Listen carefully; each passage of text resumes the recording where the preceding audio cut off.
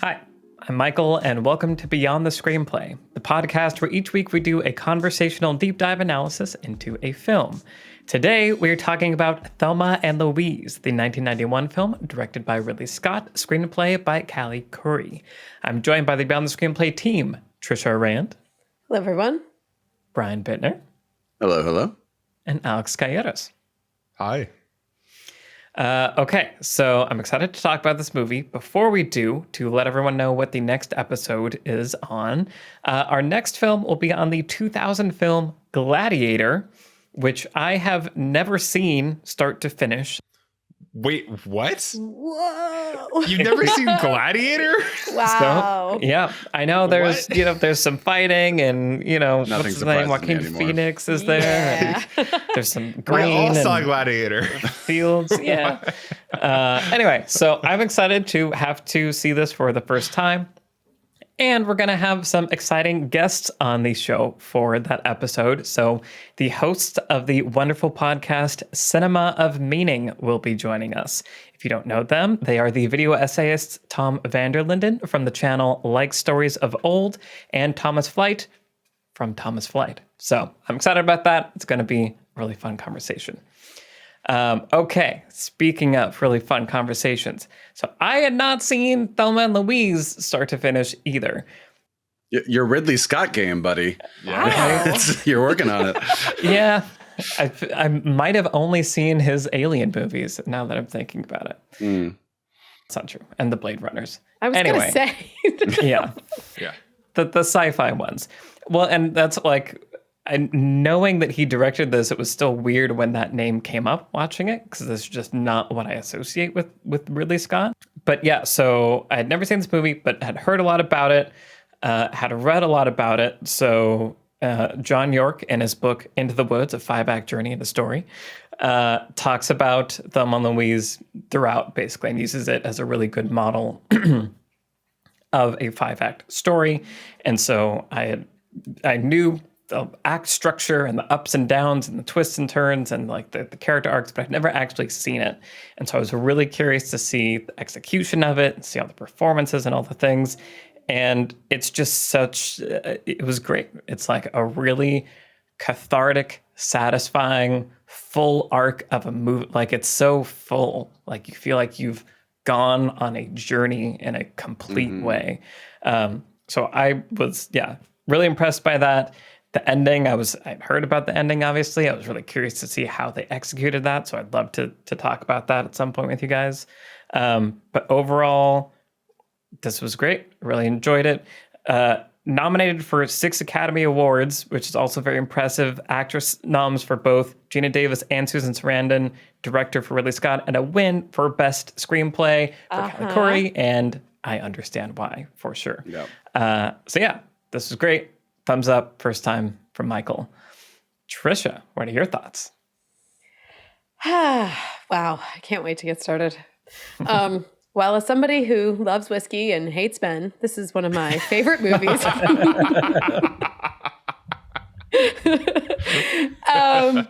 No, I saw this movie, I think it was probably in college, and I fell head over heels in love with it. I'm not gonna try to start a battle of the sexes with you guys over it because and say that it means more to me than it does to you or something because I'm a woman. Because I think that is one of the triumphant parts of this script is that, people, no matter what your life experiences are, I think you can really find yourself in this movie. And so I think it's beautiful for that reason. But it is at the time and still feels now like a really rare example of this kind of movie where basically you have these fully realized 3-dimensional characters that each have an arc. They each go on a full, complete journey. They also happen to be women. And so what their journey is about is engaging in social expectations of who they are, and their own internalized stuff about their gender roles and things like that. So I just think it's incredibly smartly written. It's a hell of a ride. It's so much fun to watch. It walks this amazing tightrope of being really funny and also really dramatic in places. And I want to get back to this, but it's interesting that the drama doesn't feel overwrought because the comedy is woven in so deftly into the drama. So it never feels like it's being like overly sentimental or, I don't know, like it doesn't go for any sort of like emotional sucker punch or something. It feels like played straight ahead and respectful to you, the audience. It's not trying to like manipulate you. It's just trying to like invite you into this story of liberation for these two people. And so I think it's wonderful. I think it's a miracle that it got made. Like that in itself is so interesting, the story of the production. And there's been a lot written about that too. We don't necessarily have to get into all of that, but it's just an example of one of those scripts. It was Callie Corey's first screenplay. Wow. And it's an example of one of those scripts that just like is timeless. And, it should be just studied forever. And fortunately, it has been. So, like, if you read any screenwriting book, as you pointed out, Michael, you'll encounter references to Thelma and Louise because it's among the best of the best. So, so happy. Couldn't be happier we're talking about it. Yeah. Awesome. Cool. Okay. Alex, what are your thoughts? Because this was your first time watching it also, I believe. It was, yeah. I mean, we've all grown up with like infinite spoofs of the final shot of the movie, like Simpsons. I mean, anything I've seen my entire life from like childhood onward, there's been some send off of that final shot. So of course it's so interesting going to this movie knowing that's where the characters are going to end up from the beginning, and seeing the journey there was really interesting. I don't think it actually maybe enhanced the movie in some ways, because it was almost like the movie didn't do this in the text, but for me, it was like a great, flash forward moment. When a movie doesn't have a great first act and they have to show you the dramatic thing at the end to get you hooked. It's like this movie had that built in for me because of the social context. And so I was already riveted from the beginning of like, how are we going to get from here to there in this story? And yeah, just like what you guys were saying, it's just such a fun ride right from the start. These two characters are so much fun to watch together. Immediately, their differences are apparent, but their love for each other is also so apparent. And the two actresses are just so wonderful. Gina Davis and Susan Sarandon. I could just watch them together for hours. Mm-hmm. And it was just, I also kind of didn't realize, I guess, that Ridley Scott directed it. And so just watching it as well from that perspective of just like, damn, this is like a movie. It's epic, and it has a scope to it that is really, it goes beyond what I was kind of envisioning as just like just a buddy road movie. It feels like bigger than that. And I think thematically it feels bigger than that.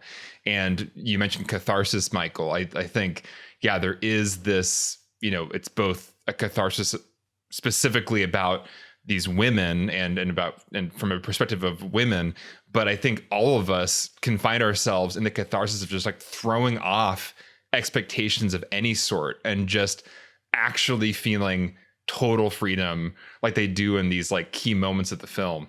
And it's just, it was great. And I'm so sad in some ways that I haven't gotten to see it. I haven't watched it sooner. And I'm excited to go back and study it and rewatch it again, because it was such a pleasure to watch. And just, all the supporting cast, so great. So many great actors. Yes. Harvey Keitel, Michael Madsen, Brad Pitt. They're just like so much fun to see people show up and like, oh man, this is like a stacked cast. So much fun. Yeah. Yeah, absolutely. Cool. All right. And Brian, tell me about Thelma Louise. Yeah, I mean, the reason you forget Ridley Scott made this movie is because clearly Michael Mann made this movie. There are just so many, just like silhouette and like the streets, and here's like, the guitar lick coming in that feels like it's a few years too late, right? Hans Zimmer. That was a title I was not expecting to see. Yeah. Hey, he started off in rock and roll, so it makes sense. Right. But I love this movie. I had not seen it in quite a while, so it was really great to rewatch it. But definitely when I first saw it, my kid brain, or my, I guess, adolescent brain was like, oh, it's Valerie from Earth Girls Are Easy and Janet from Rocky Horror Picture Show. So this movie's already for me. And Brad Pitt, of Brad Pitt. But yeah, I really loved it then. But watching it now, I was really able to appreciate, I mean, the theme of this movie has always been clear to me, but I was really able to appreciate the sort of thematic, I don't want to say subtlety because this movie's not a subtle movie, but the fact that it is not screaming its theme from the mountaintops, the fact that it is sort of like exploring it, and like, you just have this one line where Susan Sarandon says like, oh, that's not the kind of world we live in, we can't go to the cup, but it's like kind of a throwaway line, they're driving and everything, and then later, an hour and a half later, they come back to that line, they discuss it, but it's sort of so clear that theme is just ever present throughout this movie. And again, that's not hard to miss, but I just was appreciating it more this time around, and some of the complexity of the characters and everything. There's a lot going on in this movie that could have been so simple and so sort of dumbed down that just isn't. And so like adult me was really able to appreciate all of that stuff this time around. Yeah. I mean, so there's tons of stuff to talk about with this. I think, like you brought up, Trisha, I think everyone can find themselves in this movie, as you were saying, Alex. Like, everyone enjoys throwing off the shackles of society in some form, and like, getting to go on that journey with them through their eyes. You feel how empowering it is, and it's this. The design of the characters, I think, is really interesting because they are three-dimensional, as we've said. They both have arcs, as you were saying, Trisha, that are complete and motivated and that you buy. But they're also not like overly complicated. Like, there isn't, there's something very simple and elegant in their design that doesn't make them like worse characters. It makes them better. It makes you very clearly understand who they are and where they are in their journey at every step of the way. And that was something that I almost can't really even think of another example that hits this like a weird sweet spot zone of like, oh, I get what this character is. I'm not being beaten over the head with it. It's just there and it's clear. I'm not being told, I'm being shown, and I'm in it with them for each beat of that journey. Yeah, I have like so much to say about the character design, but I think that one of the interesting things about it is that, we sometimes think of movie characters as needing to be like better than real or bigger than real. And these characters are allowed to be like every woman in a lot of ways. Like, it's just like, she's a waitress. She like is a housewife. They're so unexceptional, and that's like critical to the design of their characters. And they're also not particularly like bright, right? They don't express themselves, in like sort of book learning 4-syllable word kind of a way. They're essentially blue collar women, who come from those kinds of households and lives. And there's no effort at the beginning to position them as extraordinary or cool. And I think that that's really important to the first act of this, where we understand their kind of flaws and how sort of their flaws in themselves are not really remarkable, right? It's like, well, Thelma's got this like scumbag husband that she doesn't really do anything about. And Louise is kind of hardened to the world because she's a waitress and stuff. And that's kind of all you need to know about them. But those flaws in themselves are not big. So instead of like relying on the characters, although of course the character choices do end up driving the plot, but instead of relying on the characters having like some big external, like, I want to be the first woman astronaut, like they don't need to be that kind of character, right? I mean, they kind of are at the end.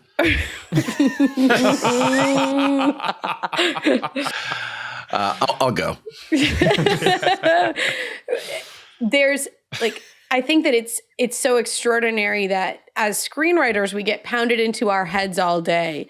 You need to write these really ambitious characters, or these really smart characters, or these really cool characters. And you actually don't. Instead, you can construct a story world that puts the characters in situations where they have to react and they have to make choices and deal with difficult things that are happening to them. And that story world in itself can escalate the stakes in a believable way. And all we need to do is understand who they are. And that in itself doesn't need to be complex. It can actually be better if they're relatable, and just kind of, this simplified sort of every person design. Yeah, this movie is like a good example of both the script and the directing just like making them feel like fully realized, because also something Ridley did was left a lot of random like outtakes in where like the husband like falls and, you know, or where she's wearing her headphones and she scares her. Like those are just like things that weren't planned, but everything just makes them feel like you're just watching them, you know, and that's something we talk about with The Godfather. Like there are times where big Hollywood movies like this can actually feel very real because of leaving just little touches like that in that just sort of make the world feel a little bit more breathing. And it did feel like early on in those very opening scenes, the characters, while simple as far as just their ambitions or who they are, we're still making interesting choices that made me lean forward. So, I mean, even just little throwaway things like you cut from Susan Sarandon telling a younger woman, cut that out, stop smoking, you'll lose your sex drive. Cut to Susan Sarandon smoking. Like that's already telling me something about that character. You go to Thelma and you're watching her decide, am I going to say something to my husband about this trip? She keeps like, one more thing, and keeps not saying it, but then makes the choice to go anyway. Like I didn't know how she was going to deal with the situation, and the way she did was interesting. She just avoided it. So I found that from the beginning, I was leaning forward into these characters because while they're simple people who don't take a lot, they're not super complicated, their choices all are telling me information and they're surprising me. And I don't know exactly what they're going to do next. And it's fun to see what they're going to do next. Yeah, they're simple, but they're not stereotypes, right? It's not like they feel like the protagonists of this movie where they, to your point, Alex, they're making choices that we don't expect. They're allowed to be like a little bit messy or express themselves in unique kind of ways. And they, you know, stereotypes are tropes. That's like the waitress who walks on for one scene and she's like, don't you do that stuff in my diner. And then she like walks away. And then we never see her again because she's just a trope. She's a flattened, you know, non-person kind of thing. But to your point, the choice that Louise makes is where she like kind of gives the line where it's like, scold the younger women and then go and do the thing. That what's the word I'm looking for? But basically like dissonance, right? That sort of dissonance in the character where they espouse one value, but then show us that they have another. That's what protagonists are. That's what protagonists do. And so when we see these characters acting in ways that are like, well, I'm going to give Daryl a piece of my mind. Well, no, we see her not doing it. But then she's going to write a note and bail anyway. Again, that dissonance creates the dimensionality. That's what protagonists can do. And so from that point on, we know that they're the heroes for our story and they're going to do things that surprise us. This episode is brought to you by Mubi, a curated streaming service showing exceptional films from around the globe. Every day, Mubi premieres a new film. From iconic directors to emerging auteurs, there is always something new to discover. With Mubi, each and every film is hand-selected. It's like your own personal film festival, streaming anytime, anywhere. And this summer, Mubi's acclaimed audio documentary series, Mubi Podcast, returns for its second season. This time, the focus is on movie theaters. Because, as they say, in a time when too many cinemas are shutting down, we think it's time to lift them up. Titled Only in Theaters, the new season will tell surprising stories of individual movie theaters that had a huge impact on film history, and in some cases, history in general. Last year's season 1 of the show was named Best Arts or Entertainment Podcast in the LA Press Club's National Arts and Entertainment Journalism Awards. It was also nominated for a Webby Award for Best Individual Episode, TV or Film. Featured guests this season include filmmakers Mary Herron, Peter Strickland, Nick Broomfield, and Alejandro Jodorowsky. And topics include the story of the Westgate, an unassuming second-rate theater in suburban Minnesota that arguably turned Harold and Maude from a total flop into one of the most beloved movies of the 20th century, and the cautionary tale of the Majestic Theater, the last purpose-built cinema left on the island of Zanzibar. You can listen to the latest season of the Mubi podcast wherever you get your podcasts. And you can try Mubi for free for 30 days at mubi.com/beyond the screenplay. That's mubi.com/beyond the screenplay for a whole month of great cinema for free. Thanks to Mubi for sponsoring Beyond the Screenplay. Yeah, that reminds me, I randomly rewatched our Mad Men video not that long ago, which is such a good job, everybody. It's a good one. We workshopped the hell out of that one. We did. But in that, it talks about, the facade, and that's another thing that's in John York's book a lot that he talks about is, the facade and this contradiction that you're talking about here, Trisha, of how a character wants to be seen and presents themselves to other people versus how they're actually how they actually feel about themselves, or what they do in private, or what they actually execute on. And it's so subtle and not flashy in here, like we're talking about. And I think it also, something you said earlier, Trisha, the design of the story world and how that plays into it. I'm thinking right now about a Marvel movie and this superhero movie, of which we have many, where the design of the character feels like it does have to do so much of that weight to be interesting, of this is this character, this is their superpower, that all of the weight is on the hook of this character to provide the interesting stuff, and the story world is kind of there also. But this is such a cool example where it's the right mixture and concoction of not necessarily remarkable protagonists, but they are rendered in a way that makes you super interested in them, and they're placed in a story world that has clear structures and is going to interact directly with the design of those characters. And they're just they're on even footing, and creates this balance in a way that I think is rare to find. It's this whole cycle, the whole machine. There's just a dramatic machine that's been designed here that's just really, really good. Well, and part of the machine is the polarity of Thelma and Louise, of you've got the hardened, someone who it's pretty clearly hinted at has faced sexual violence in the past and has run away from some traumatic event in her past in Texas. And you've got Thelma, who married young, kind of has always just known this one relationship, which sucks, and is just excited to have anybody interested in her, to be meeting Brad Pitt, all these things. She's coming from this very naive and very everything's the first time perspective, whereas Louise is very hardened, very cynical. And that chemistry right there also drives so much plot and so many dramatic scenes between the two of them. So it's just smart design all around, outside, inside, just everything is firing on all cylinders. Yeah, I mean, talking about the story world, it's something we've talked about before, and I've just been thinking about it more and more. I realized, Trisha, this is kind of the same plot as Emergency. Little bit, yeah. Which Trisha had recommended as one of my watching. 3 black males find a passed out white college student in their house. Yeah, right, and they're well, we can't tell anyone, we can't go to the cops because of who we are and because of what the world is, right? And that's kind of what this inciting incident is. This isn't the world that we live in, where we could go to the cops and they'd be okay, yeah, it was self-defense, that's fine. It's no, they're definitely not going to take your side. And yeah, it's just something we've come across a lot.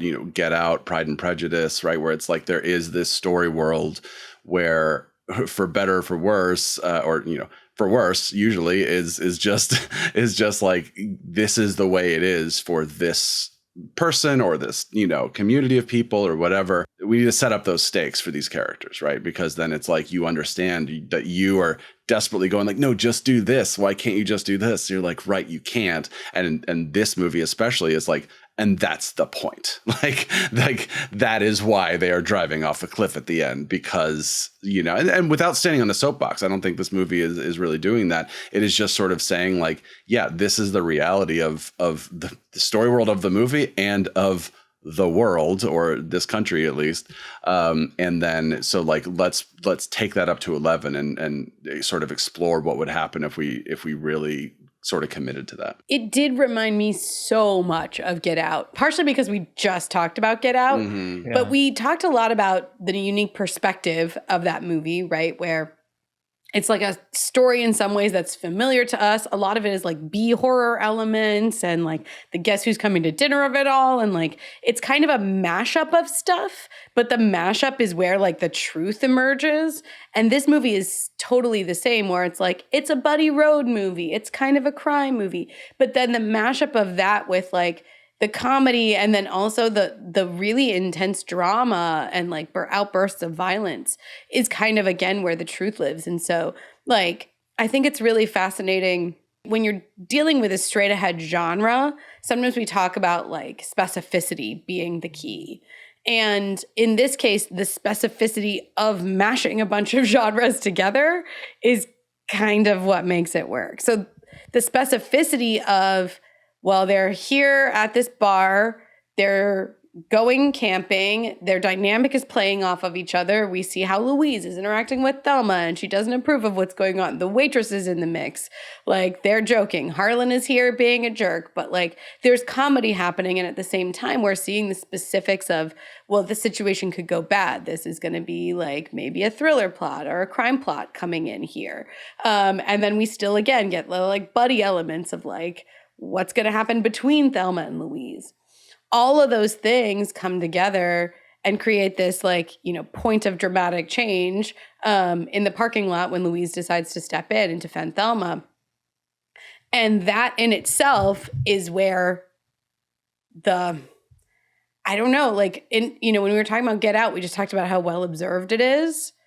And it feels like this movie is exactly that in its own way too. Blending these genre elements, but making them feel new and sharp and like not satirical in the same way, but like, again, just like having this bite to them where they've got that ring of truth that we understand. And so, yeah, we've mentioned now many times Louise's kind of hysterical line of like, everybody saw you dancing cheek to cheek with him all night.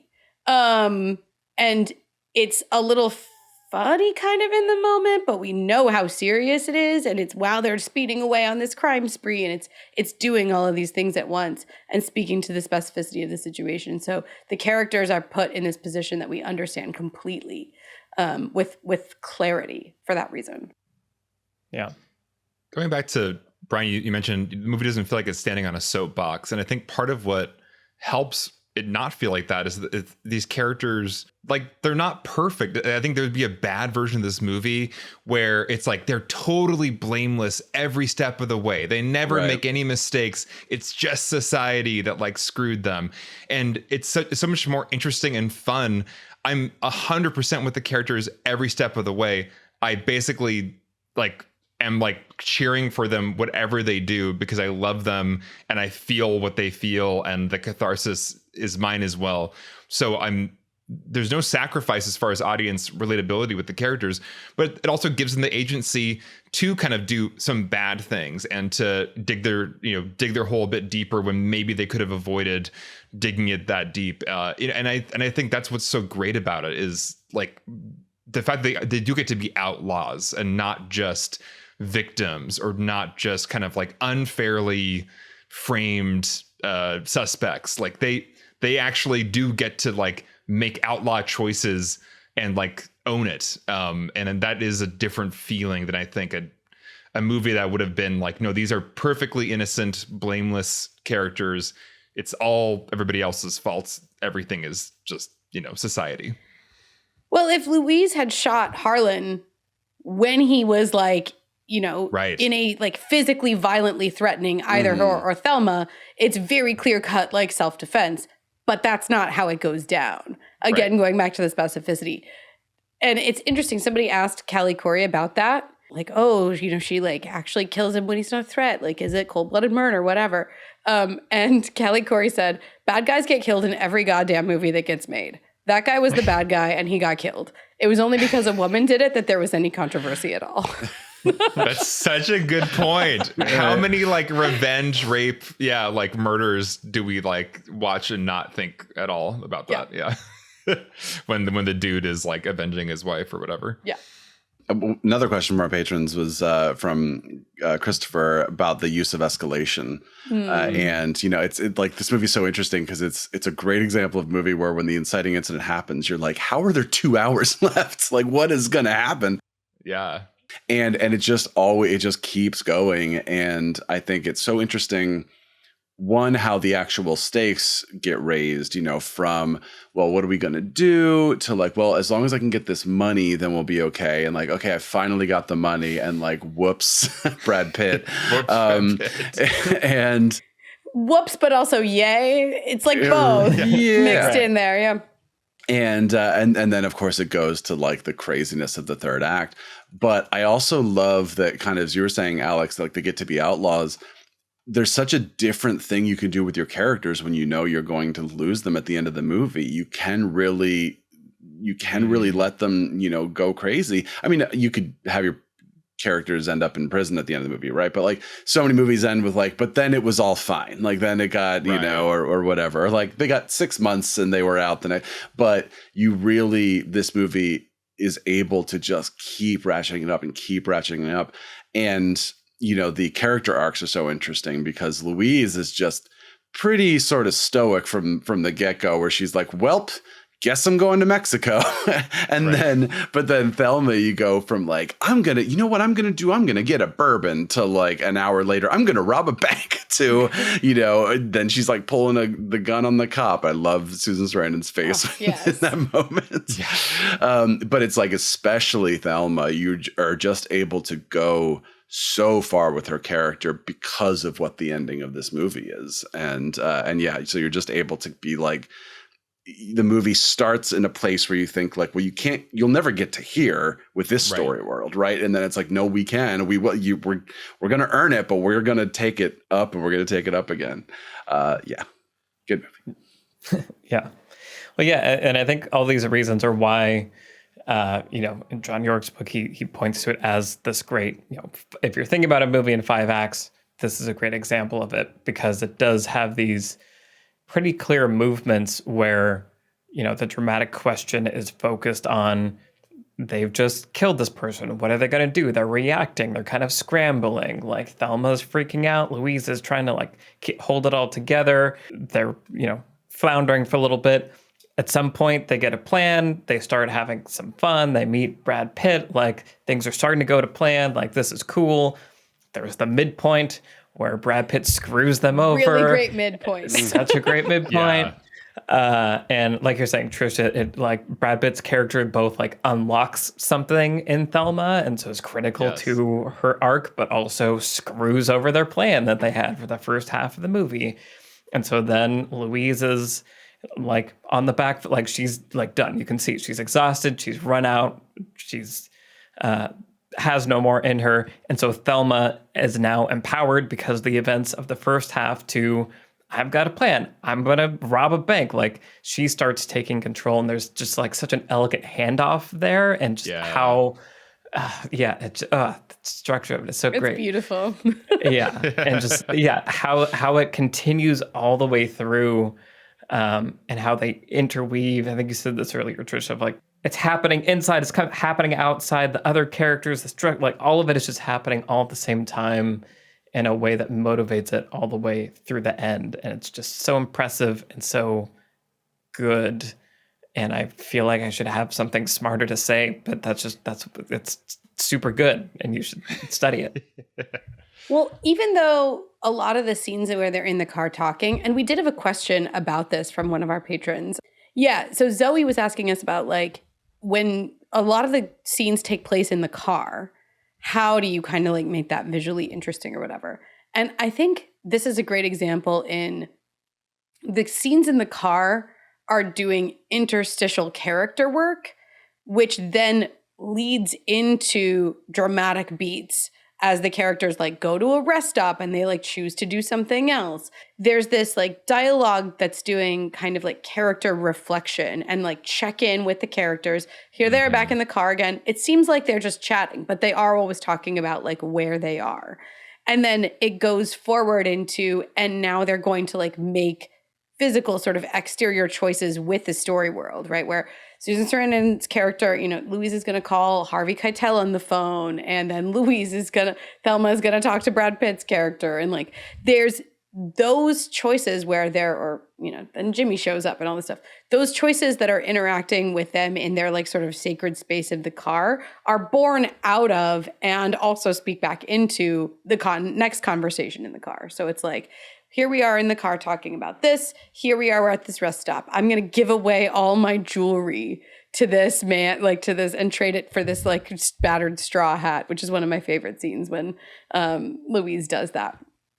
But it doesn't come out of nothing. It's born out of this like character moment. The dialogue work in the car is happening. And sometimes it's not even dialogue work, right? The beautiful scene where they're just driving through the desert or they're just singing together. And we can kind of see that they're being each liberated in their own ways, right? Their arcs are being propelled in parallel. And as their arcs are being propelled in parallel, they're being drawn closer to each other. And they're understanding each other better than they ever have. And that in itself is also propelling their arcs in turn.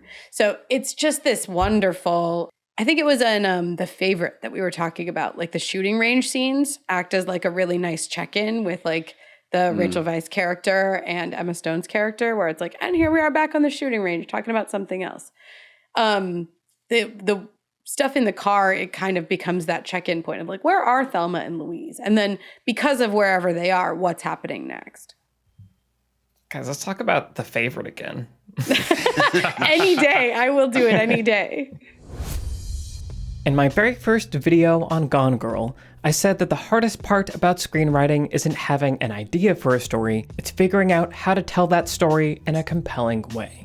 I still believe that conveying your ideas in a way that resonates with your audience is one of the most challenging parts of any creative endeavor. So finding tools that help you communicate in an engaging and clear way is essential. Storyblocks is a royalty-free stock library that makes it possible for creators to keep up with the growing demands for modern video content. So you can bring all your stories to life and stop sacrificing your vision due to time, budget, or resources. Unlike traditional stock sites that limit content with a pay-per-clip model, Storyblocks gives you unlimited downloads so you can create more. They have images and illustrations, audio and sound effects, and high-quality video and video templates. If you've ever been a video editor with a rapidly approaching deadline, you'll know the value of being able to grab what you need and implement it quickly. And Storyblocks has a selection of flexible subscriptions, so you can focus on creating instead of worrying about budget. To check out Storyblocks and sign up for their unlimited all-access plan, head to storyblocks.com/beyondthescreenplay.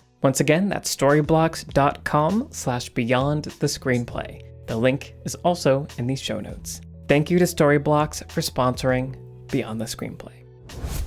Speaking of kind of like check-ins, it was also a really great surprise to find out that this is like a crime movie in which we have like the subplot with the cops that they're on their tail. They're kind of one step behind. We kind of get these check-ins where they're figuring it out. They're kind of tracking them down. And I was delighted to realize that this was that kind of movie. I really didn't know that. I thought it was just kind of a road trip gone awry, but not a full-on crime movie with the cop subplot on the hunt. And it adds so much great tension to the whole thing. Did you think that because you saw the trailer? Have you guys watched the trailer? I don't know. I just have seen all the images from the movie, which is mostly just them in the car and then going off a cliff. Right. It's not like Harvey Keitel talking to Stephen Tobolowsky like over, right. a coffee. It's not the iconic image from this movie. I hadn't seen any of those images. Yeah. Weirdly, that's like the one scene I had seen ahead of time. So I knew that was in the movie. I was doing some reading though, and the thing about this movie is that it was like a puzzle of marketing because of some of the genre stuff that I've talked about earlier, and it's a female-led movie. Right. And it's not just one woman-led movie. It's like there are two women leads, and there's whole stretches where the men are not even in it, and also the men maybe don't even matter in it. And they're all kind of like, screw ups. They're great. Sure. So they were just like, the studio was like, what are we supposed to do with this in terms of marketing?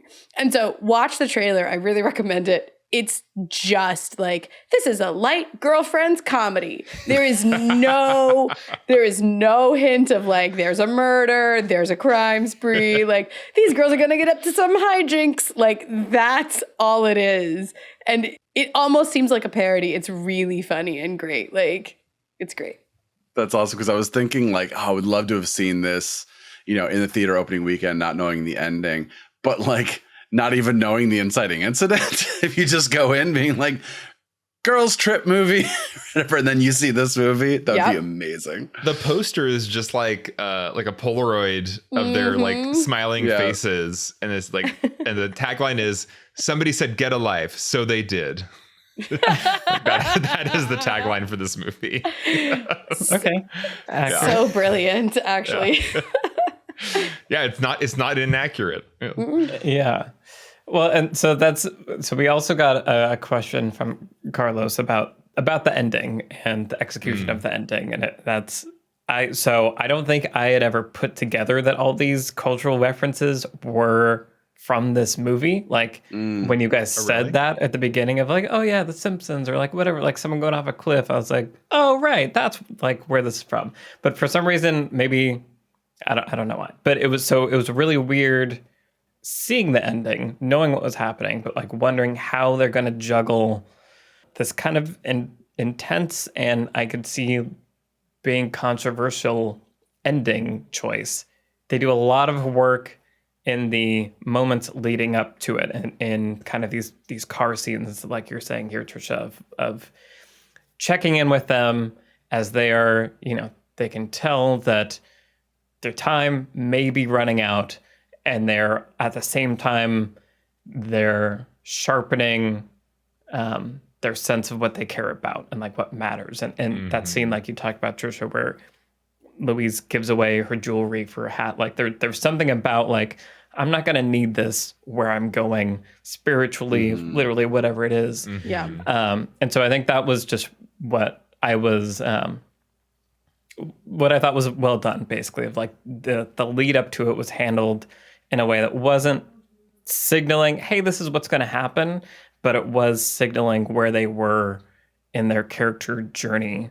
And, however, in a world where driving off the cliff means they just, fly to another planet or something, like whatever it is, they're ready to leave.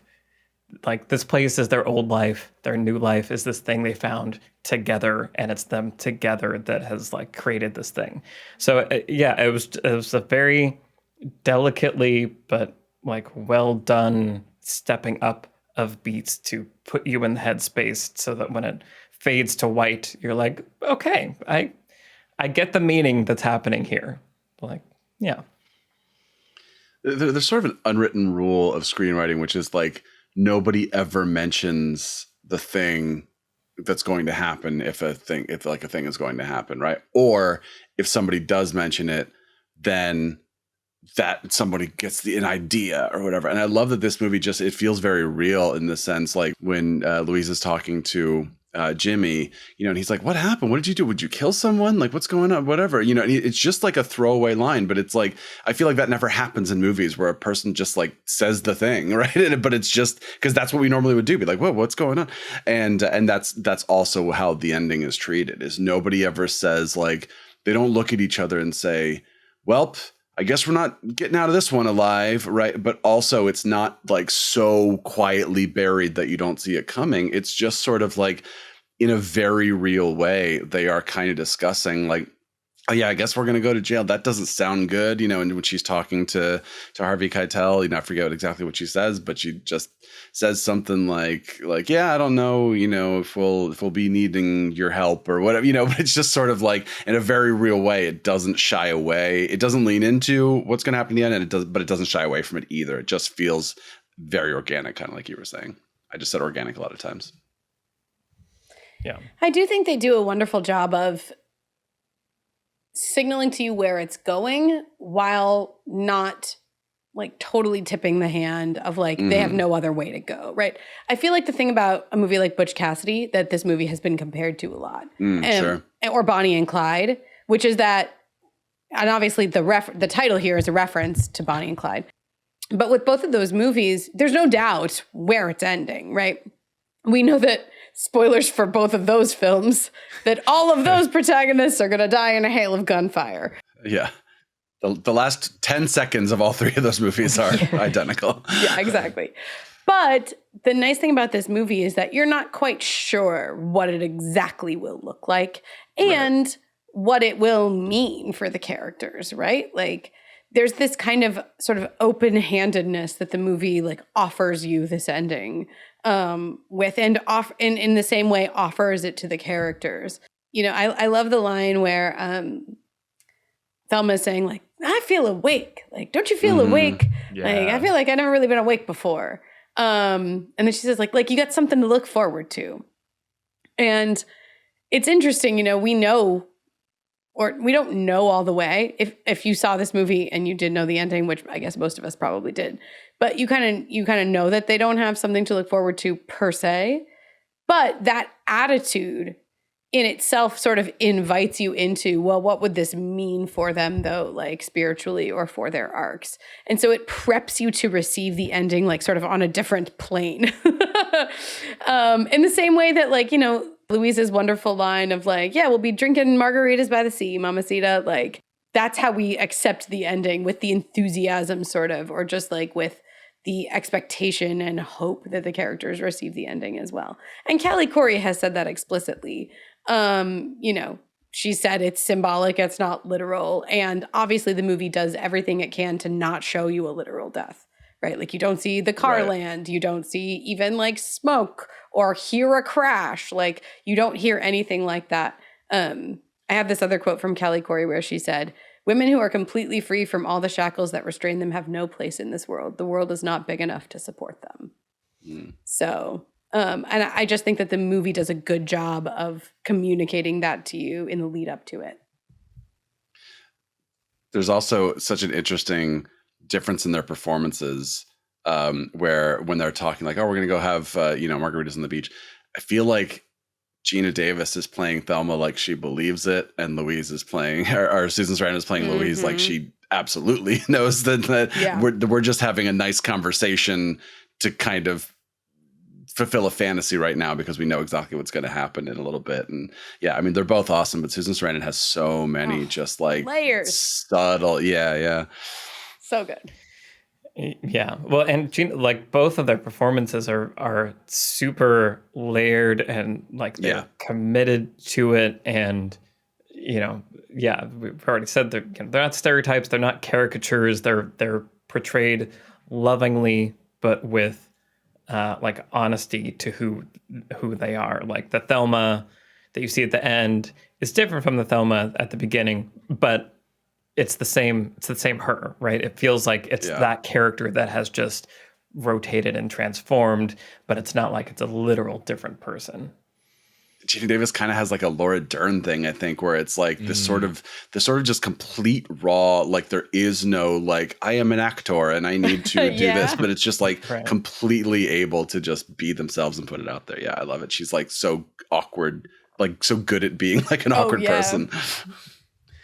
Yeah, I mean, Trisha, you mentioned, the kind of the I feel awake moment. And I think the ending was much more profound than I expected. I think that whole lead up, there's a lot of time near the end when they are just kind of in the most eye-popping, like surreal desert spaces and not talking as much and just kind of determined and like embodying this new kind of energy of like they're just like living for now and it's not about the future or the past, like they're just in the present.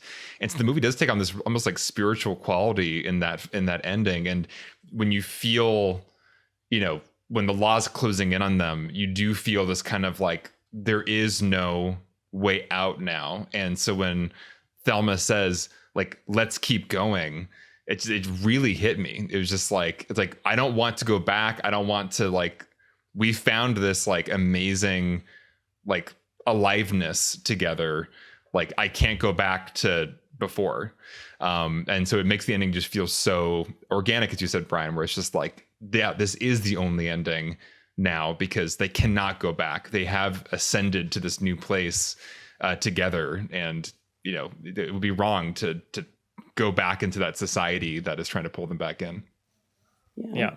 And I think the thing that gives this movie this enduring quality is that it's about these two characters standing together or like both experiencing change at the same time. And that, like I mentioned before, communicating with their like dual arcs.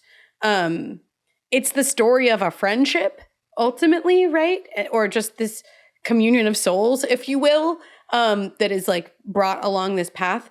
But the fact that it isn't a solitary woman alone going on this journey, I think is what makes it feel hopeful, right? Where we see there are so many examples of movies of like the woman standing alone, the woman stands alone, and like maybe there's a man to support her, maybe, or like maybe there are other women to support her, but like they're always in sort of secondary supporting roles, and it's a female protagonist and she's alone, and she's really strong, but she's by herself, but she's gonna do it. High-powered lawyer in a man's world. Right, exactly. I mean, even Silence of the Lambs, which was this same year, and Jodie Foster took the Best Actress from both of them, which yeah, it's rude. She was originally supposed to be. She was supposed to be in this movie. Yeah. And I'm not like, what an impossible choice Academy voters had to make.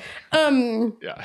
But like there was this sense of solidarity in the movie that I think is what lends it this like extra special quality. And so many movies that we, I don't know, there's just a different layer of like hope to it for that reason, where it's not like the world's going to beat you down and you just have to be extra strong and have like your heart real strong and maybe you can like overcome the world. And it's just like, if you stand together, you know, maybe the world is not ready for you. And so like, you know, as Callie Corey pointed out, there's no place for them in this world, but they're together. And that's really beautiful. I love this kind of dual or like community focused sort of storytelling. And I feel like it was a really long time before, we just don't have many examples of this at all for women. You know, like I've tried to think about this, and like women led movies are, I don't know, even stuff like Zero Dark 30 and like these other movies that are like super strong women in like an Oscar depressing. drama. Yeah, they are. They're super bleak. Or like, you know, there's a woman and the leader of a team or whatever, and women are pitted against each other. And there's just so few examples of this where it's just like they find their liberation in being real with each other and like changing together. And it's gorgeous. And I wish this movie like felt dated. Right. I wish it felt like less relevant than it does many 30 years later. Yeah. Well, why don't we go around and say what lessons we're going to take from Thelma and Louise? Brian, what's your lesson? Yeah, I mean, we talked so much about it. I was thinking about the three-dimensionality of the characters and just how it happens. So I will not try to retread too much ground. But it did really strike me how, as you talked about a little, Michael, how clear their sort of archetypes were of, you know, Thelma being the sort of timid one and Louise being the hardened one, but also then at the same time, within, I don't know, 5 minutes of this movie, how they also didn't feel like just that. As you said, Trisha, they're not just stereotypes, you know, and they feel like people who hang out together, right? Because sometimes you put two archetypes next to each other, you're like, they're married. You're like, why would these people be married to each other? Well, you know, why would they hang out? But two, they just feel like, you know, Callie Corey could have done the two-dimensional thing. She could have made Thelma be she was able to go on the trip, but only if she got permission from her husband. And he said, well, you better make me dinner first, and then you can go. Right. And then she can go on and have her crazy arc or whatever. But no, like her first choice in this movie is to defy him. Right. So it's like, that is so much more interesting than having her start at zero. Normally that's the rule, right? You start at zero. So then when you get to 60, it's so, you have so much farther to go. But I just feel like for this character, it makes it so much more interesting that her very first choice is to say like, no, we're having our weekend, like forget about it. And then I was also just thinking about the antecedents of this movie, like what is already there right when this movie starts. The fact that they're already friends. It's not like they meet and then they decide to go into whatever. She's already, like I said, she's already in this relationship, but she's already defiant. And then with Louise especially, it's like, what specifically with her relationship with Jimmy, which is a complicated relationship. It doesn't feel like he's not a great guy. He's not a terrible guy. Like he's just a guy, and they're in a weird kind of complicated relationship. The movie has so many things, like what happened in Texas. Like there's so many things that are just sort of touched on, but we don't really get, and that just helps them feeling very real. And then I was also thinking about this with some of the work that I've been doing, where I've been basing some characters on friends of mine in a script that I've been writing. And the way that I keep thinking about it is I'm not trying to make my characters be them, but the way that I sort of worded it is I took a 2-dimensional snapshot of these people, and then I turned that 2-dimensional snapshot into a 3-dimensional character, right? Where it's like, you want to know what your sort of archetype is, right? Alex, you've talked about the Enneagram, and we've talked about all these things, but you don't want your character to just be that, because then that gets boring. It works sometimes, right? But not in a movie like this, obviously. I think actually The Breakfast Club is a great example of like, here are these very simple archetypes who we then will spend the next 2 hours really getting to know. Why are they actually making these choices? Who are they on the inside versus who we see them as on the outside? So yeah, just great example of all of that in this movie. Well, and to go back to the well-observed piece, Kelly Corey did base this movie on herself and a real life friend of hers. And Kelly Corey said she's more like Louise, and like was always very uptight and like needs to have order and stuff in her lives. And she had a friend who was kind of, a flighty person like Thelma, who was also a musician. Kelly Corey was a waitress. And she said like one time they got mugged, and her Thelma-like friend like turned, like was just super composed and like handled everything. And like, while she was like the Louise type was freezing up. And she just thought a lot about that and was like, that was wild how that happened for us. And of this friend of hers, she said, I was one thing and she was one thing, but whenever we were hanging out, we were a third thing. And I feel like, again, that's just like, that spirit is so well encapsulated in this movie of like, whenever Thelma and Louise are in the car together, they're a third thing. It's just really beautiful. And like, yeah, what you're saying, Brian, observing what you see from real people and who we are in real life. And that always comes through on the page. That is really beautiful. I like that a lot. And it speaks to like the power of like context also, and like who people could be were they given a different context than the world we exist in. And I think that's for me where you mentioned that this movie has lots of like bite to it. And I think that's for me where the bite comes in is these moments like you were talking about earlier, Brian, of like, why would they do that? Oh, of course they have to do that. And of course they have to do that because they live in the world that I live in. And that's right. Biting when you feel that implicitly via the storytelling. Really good. Cool. Alex, what's your lesson? Kind of about that bite, because one thing that struck me watching the movie was just how rebellious of a spirit it has, like at its core. I mean, there's an entire sequence, which I absolutely love, with the pot smoking biker who just like, there's this long drawn out moment of like kind of meandering up to the cop car with the cop banging on the trunk and like the finger coming at me like, get the keys, and just long, slow moment, takes a hit of his joint and then just blows the marijuana smoke into the trunk. And just moments like that doesn't need to be in this movie, but it feels so right in this movie because it's not just the characters that I think are like projecting this rebellious spirit and this catharsis. The movie itself has a very like anti-authority just energy to it, and I just love that Ridley Scott like got that from the script and just went all the way with it. And I think even the way he portrays the cops, and there's like just funny satirical scenes, like when they're all like watching a movie at the husband's house and he like changes it and they're all like change it back. It's just, you don't need these scenes, but there's a lot of this just really rebellious like FU authority just choices made in the film. And I love that it just makes it feel so thematically cohesive, just through and through. It's all pointed at this one thing, and it does it in every which way. So man, Ridley Scott, he just got this script and he directed the hell out of it, and I really appreciate that. Yeah.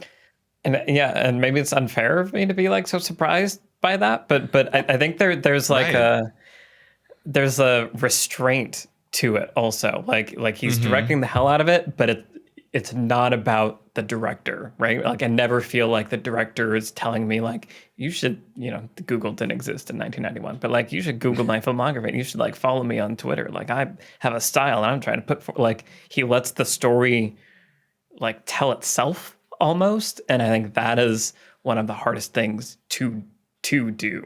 And at the same time, you can feel that it is like, it's a well-made movie by a real director, because I mean there are frames that are just like so well composed and images that just in one image just make you feel a place so deeply, like the graffiti on like the phone booth that she's in, but just like the dusty backdrop behind it. I don't know, I was watching the movie and just feeling like, oh yeah, like this is like a movie, not just kind of the generic road trip movie that I kind of was expecting, to be honest. Right. But like you said, it's not like he also didn't do flashy, long takes or things that would have been distracting to show what a director he is. He was serving the text, serving the movie through and through. Yeah, I mean, Ridley Scott, the thing about Ridley Scott is he rarely directs movies that are just regular people in our time. It's like he's directing Alien and Blade Runner and Legend and Gladiator and Robin Hood and more Aliens and The Last Duel, right? And it's like, and then even when he is doing a contemporary movie, it's like Hannibal or American Gangster or something very stylized, very larger than life. But every once in a while, there's a Good Year or something, which I found delightful, or something like this, where he's like, oh no, I can just make a movie that's just people hanging out, talking to each other. I don't do it that often, but when I do, as you're saying, Alex, I can serve that script, and I don't need to show you how Ridley Scott I am by doing all these big sweeping, shots or whatever. Yeah. It was slightly distracting to me because I've driven up and down 5 in California a lot. The whole time I was like, wait, are they supposed to be in California? Because they're definitely like just driving up and down the 5. They are in California, yeah. I think it was California and Utah. And I had just been to Utah and Moab, and I was like, oh yeah, I've been to all of these places, even though this movie doesn't take place in either. Not one frame shot in Arkansas. Sorry, guys. Awesome. Trisha, what's your lesson? So I was talking about the scenes in the car a few minutes ago and the scenes on the shooting range in The Favorite. And I actually realized since then, in the last couple of minutes, that a better analogy for the shooting range scenes is the scenes where they encounter the trucker. Where it's like the trucker is the like, here's like the external force and we're going to be put in a position of making the same choice over and over again. Michael, you mentioned this in Top Gun too, with the buzzing the tower. It's like, we're going to be put in this position. We're going to make the same, we have to make the same choice. Are we going to go this way or are we going to go this way? And so it's interesting that 3 times they encounter the trucker, we see exactly where they are, where it's like the first time we're going to do nothing. Wow, what a jerk he is. What a misogynist. How disgusting. And we're going to do nothing. The second time, we're a little madder about it. Wow, we really hate this guy. He's like a real piece of work. The third time, we have had enough. And it's such a simple but beautiful narrative device to like create a recurring situation for the characters and just use it to show where they are. And it's like, Thelma and Louise have stopped caring, ladies and gentlemen. And I love too, like it's interesting where, it's a crime that they do, right? When they do property damage to the guy's tanker truck. And so it is a crime, I guess. But it's interesting that in all the other incidences where they're kind of like breaking the law, it's like either Louise is going to shoot somebody, Thelma is going to rob the store by herself. They're acting alone for a lot of their other crimes up until that moment where they're just in perfect sync. And their dialogue is like, they're not talking to each other. They're just kind of like, well, we think you have really bad manners. What do you talk to women like that? Women you don't even know? Where it seems like rehearsed almost how in sync they are when they're speaking to this person. Where again, they become that third thing. And it's a great way to like track with that, just this simple narrative device. So it's probably not employable in a lot of movies, but in this case, for a road movie, it makes a ton of sense and it works really well. And it gets to the point too where it builds and builds. We talked about escalation earlier, where it's just that by the third time we know something's going down. We are not going to see this guy a third time and do nothing. And so it almost adds that sense of play and that sense of fun, where because of the repetition, the rule of threes, we know that it's going to be a real thing. That escalation thing of, also literally what happens, like they blow it up. Like I didn't know they were going to blow it up. And when they blew it up, I was like, that's really cool. Like kind of getting to like the epicness that you were talking about earlier, Alex. Like this doesn't, by the end, it is, spiritual. It's epic. There's a car chase. There's it goes all the way there. And it feels like it earns that exuberance in the finale because of all the work that's been done up to that point. And it's just very cathartic and satisfying. And I just want to say, originally Kelly Corey was going to produce this with a friend of hers, and they were just going to make it as an indie movie. And they were like, we would just get somebody to give us $5 million. And that was what they wanted. Like, those were their biggest goals and ambitions for this movie. And when Ridley Scott's company wanted to produce it, Kelly Corey almost was like, do I even want to do that? Like, if it becomes this big movie, will anybody like... It's scary, right? Putting a movie like this out there. And I talked about how it felt like a miracle that it even got made and made a ton of money and like took the world by storm. But it could just have easily gone the other way. Some critics really hated it and they could have panned it. And the world that they were living in was not guaranteeing a positive reception to this film. And so making it for bigger and putting it more out there was a risk. And just to the credit of everybody involved, they ended up making this movie. I think the budget was $17 million, which still wasn't very much. Obviously it was more then than it is now, but it still wasn't very much. But you couldn't have done scenes like that with the trucker and the big explosion and some of these other things that they really, Harvey Keitel's on a helicopter and stuff. Like you couldn't have done some of that stuff if you tried to just make this for $5 million. So I'm really happy that it went the way it did. The car shots in this movie are so awesome. Just like all the like kind of stunt driving and stuff that they're doing. The like backing up to get gas. That was shot great. is so good. I was gonna say when the helicopter rose like from the dust from the cliff, I was like, okay, Ridley Scott's having a little fun right now. Susan Sarandon said she was driving like a maniac for weeks after this. She was like, I couldn't drive like a normal person. I just been in that Thunderbird for so long. Well, and I think this is also where, again, the Get Out comparison, like you said, Trisha, we just talked about it, so it was very fresh in my head.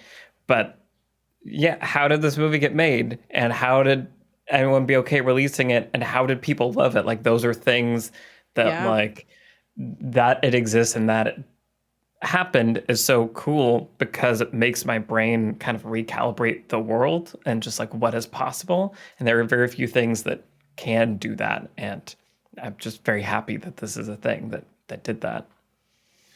I think what ties these two movies together is just they are just so strong on so many levels. There's a certain point where it's undeniable. Like you can't not be entertained and be taken on an amazing ride by these movies. And I think it just shows that like you can tackle really ambitious themes, controversial subjects. If your script is this strong, like it can hit. Like, but if your script is weak and you're tackling a controversial subject, it might get swept aside, so it's it's not fair, because I think a lot of crappy scripts make lots of money. But I think there is a lesson here that like if you can do these story fundamentals this well, have an amazing cast, amazing director, a lot of things have to hit right, but if they all hit right, you can kind of make a movie about anything, because it just functions so well on all these levels. Well, yeah, it's, again, with Get Out, we talked about how it doesn't compromise at all on its message or anything. It doesn't dial it back or water it down or anything. It just kind of stays the course. I was reading a really amazing Vanity Fair article today, which I really recommend. It was written for the 20th anniversary of this movie, so back in 2011. But the article recounted this story from Callie Corey about how this line, "You get what you settle for," was something she and her friend that Thelma is based on, they used to say that. That was like one of their lines. And the article kind of was talking about how in different ways, Thelma and Louise both have to not, settle. And that's kind of the character journey. And also kind of like a meta anthem for this movie as well, where this movie didn't settle and it didn't compromise any of what it was trying to say, or try to coddle any audience members to make them feel better about this movie or whatever. There were people who wanted them to change the ending. And Ridley Scott was like, absolutely the hell not. It's the perfect ending. And everybody who was really in alignment on this movie knew that from the moment of reading this script. And so, again, I'm just in awe of that, of all of it, that it even just happened. And the uncompromising, that is pointing to what is special about these scripts, because when you do start to compromise, when you do kind of almost like you don't honor the core of your message, of your theme, of your characters, because you're afraid of, well, I can't do that. That is where you get these kind of mushy middle movies that I think are like admirable or have a good intentions, but I'm not in love with this. I'm watching it because I agree with its message, but like I'm not really enjoying this. I think it's almost like an all or nothing thing. If you want to like put something out there that's going to be maybe controversial or really tackling a difficult theme, like going all the way and like embracing your theme, embracing what's at its core is like the only way to do it. Because as soon as you start making those compromises, that's what makes a movie not be a Thelma and Louise or a Get Out. Then it feels like a kind of, like it wasn't quite there. Anyway, I love these movies because they're so rare. They're so difficult. I understand why compromises are made, because there's gatekeepers that don't let you make these movies. So I am just so happy when they get through the system and they exist in their uncompromised form, because they're so special. Yeah. So I feel like we basically just said my lesson in a better way than I was going to say. No, just like that whole conversation, it started in my head of just the ending and how it feels subversive is almost like the wrong word, but what you said there, Trisha, like it doesn't compromise, and like what you were just saying, Alex, like there's no compromising of the ending to either appease the powers that be or make it safer, or genuinely try to create like a happy ending of like, we've just done this, like taken people on this journey, and we don't want to make them sad at the end of it, so let's kind of soften it or like kind of bend over backwards to make it a happy ending. I like that this movie doesn't do that, and I wish more movies chose to do that. And in the filmmaking, you can frame it in a certain way. and so you can make people receive it in a not downer way. It is interesting now thinking about the ending of Get Out, which was changed to make it a happy ending, and that one I get, and that one works for me. But for these reasons, I understand why it doesn't, because there is something special about not compromising all the way through to the final frame of the story. Yeah, I mean, there's a very different sort of function of those two movies, which is Get Out is saying we're going to use this crazy world to talk about the real world. Thelma Louise is saying like we are talking about the real world.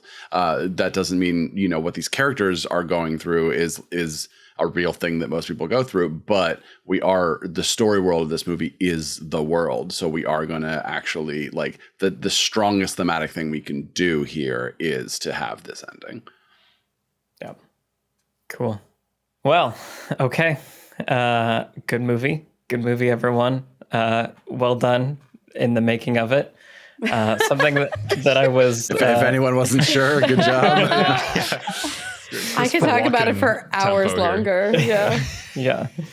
Sorry, I'm distracted because I was scrolling through Ridley Scott's filmography, and since we're going to be talking about Gladiator next week, my eye was drawn to Gladiator 2. As a thing that he's is been talking about announced. Gladiator 2 forever. Have they? How does? I mean, literally like sense? 10 plus years. He's been saying, "I'm making Gladiator, another Gladiator." I don't remember how it ends, but I think I do, which makes me. Anyway. Yep. Yep. Great. Just as implausible as Thelma Louise too. Oh, God. All right. To quickly get that thought out of our brains, what else have you guys been watching? Alex, what have you been watching recently? So last week I went with Brian and our friend Ryan McDuffie to see a 4K restoration screening of Lost Highway, the David Lynch film from 1997. I had not seen it before. It was a missing film in my David Lynch filmography. And I learned a little bit about Brian because apparently this was like his favorite soundtrack and like defined, late 90s for him. 9 Inch Nails, Smashing Pumpkins, Rammstein. Yep, it's all there. Like produced by Trent Reznor or something. Yep. Yeah. It was pretty much what I expected, which is it's a David Lynch movie. It was great in a theater because it was big and loud and had really overwhelming sound design. And it was really fun to watch Patricia Arquette just be a wonderful femme fatale, like weird Lynchian character for 2+ hours or whatever it was. It's very neo-noir, Lynchian in the sense of where's this movie going and are we in a dream or what's happening now? But lots of interesting vibes and fun actors to watch do Lynchian things. So Lost Highway, I can recommend it if you're into the Lynch vibes. It's worth seeing in the new 4K restoration. Which Criterion just announced they will be releasing in October. There you go. Cool. Very cool. Mulholland Drive is still top of my list of my Lynch films. I would love to talk about it one day. Just saying. I'm open to it. As long as everyone's prepared for disappointment, I'm totally down. Brian, what have you been watching recently? I watched Good Luck to You, Leo Grand. Oh, yay! Oh, did you love it? I loved it so much. Yeah. What if he was like, no? Okay. Terrible. Yeah, it stars Emma Thompson and Daryl McCormick, and it was written by Katie Brand, who you might recognize if you watch a bunch of British TV. She's one of those people who floats around the panel shows and everything. And Emma Thompson plays a tightly wound widow who makes an appointment with a sex worker who's played by Daryl McCormick. And then the whole movie is just a series of meetings between the two of them. So it sort of just is like a play in 4-ish scenes. And then it just works extremely well because the whole movie is who are these characters, and more is revealed about them and of them.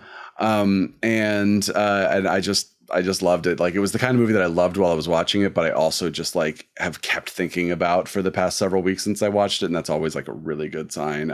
So it's one of those movies, if you see the little ad on Twitter or whatever, you're like, oh, it just looks like another kind of streaming movie of the week or whatever. But it just felt like it had that extra something that just really made it a really, really strong movie that I strongly recommend. Yeah. I caught that at Sundance, and it is very I don't know. I really enjoyed it too. It is a lot like a play, but it's just like a very sparkly, interesting play that also has a lot of deliberate and great pacing to it. Like it's very confident. It's a very confident script. It's very confidently made and acted. And yes, agree. And like Thelma Louise, it's not scared of going to the places it needs to go. And I'll leave it at that. Yep. Nice. Okay, cool. Trisha, what have you been watching? I decided to check off a missing box in my Catherine Bigelow filmography. So I went ahead and caught Strange Days from 1995. Yes, yes, I did. Speaking of soundtracks of my adolescence. Oh, man, what a film. Ray Fiennes, Juliette Lewis, Angela Bassett, Tom Sizemore, like Vincent D'Onofrio. Like it's great. William Fichtner, I almost forgot him. Can't forget him. Joseph Sommer, like it's great. It's a near future sci-fi crime movie where you put this weird sensor electrical helmet thing with sensors on your head, and it like records your memories, and then you can like watch them back and experience them, but you're really reliving them. So people can like rent the experience of a bank robbery or something like that. Yes, exactly. And then they start using it. Someone starts using it to like commit crimes and taunt the police with experiences of the crimes that they're committing. But then someone else is using them to solve crimes. Ray Fiennes is like an ex-cop with like a detective buddy. Angela Bassett is a friend of his. She's a cab driver. Essentially, she's a limo driver. And it's like all takes place on the last night of the millennium. And so it's all very, Listen, the same person who made Point Break made this movie. I need you to know this is the vintage of Catherine Bigelow that we are talking about. And it rules. If you like Point Break, you will like Strange Days. I promise. So much. It is big and loud and sensational. So very much feels like a precursor to Minority Report too. With yes, yeah. the tech and everything. That's a great reference. Yeah, it's it's 95, so it's a little ways before Minority Report, but definitely operating in kind of the same sci-fi space. That sounds cool. I want to watch that now. That cast also. Wow. Awesome. Cool. I caught up to the world and I watched Severance, which I think has already been talked about. I think, Alex, you talked about it. So I won't belabor the point except to say that maybe it's my favorite TV show of recent memory. I was obsessed with it. And the only thing I'm sad about is that there's going to be another season, that it wasn't like a one-off, because sometimes things are so good that I don't want it to keep going, because if you keep going, then there's room for it to become less good. But I was obsessed with the cinematography and the editing and the performance and the premise, and everything about it was really, really good.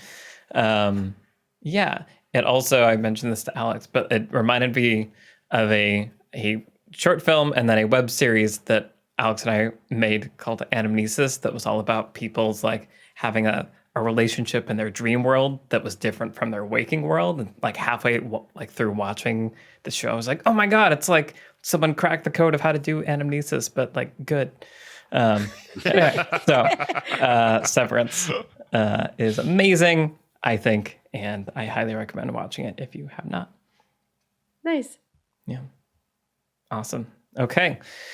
Well, this was great. I'm very happy that we got to talk about Thelma and Louise. A lot of great lessons, as you were saying, Trisha. There's a million more. This really is another entry that I will flag as when I want to remember how to do things good, look at one of these movies, because it's just really, really good, top to bottom, even if there's a little bit too much Highway 5 for my taste. But that's the only bad thing I have to say about it. Like I said, we'll be back in the next episode for Gladiator with our special guests from the podcast Cinema of Meaning. It's going to be a lot of fun. I will have watched it for the first time, and I'll be ready for Gladiator 2. So stay tuned for that. I want to say a big thank you, as always, to the patrons that make this show possible. If you want to help us make more episodes, then head over to the Beyond Screenplay Patreon. The link is in the show notes. Thank you to our producer, Vince Major. Thank you to our editors, Caleb Berg, Graham Harther, and Eric Schneider. I'm Michael Tucker, and I've been joined today by Trisha Rand, Brian Bittner, and Alex Calleros. All of our Twitter handles are in the show notes. Send us a tweet and say hi, and we will see you next time for Gladiator. Bye, everybody. Bye-bye. Bye.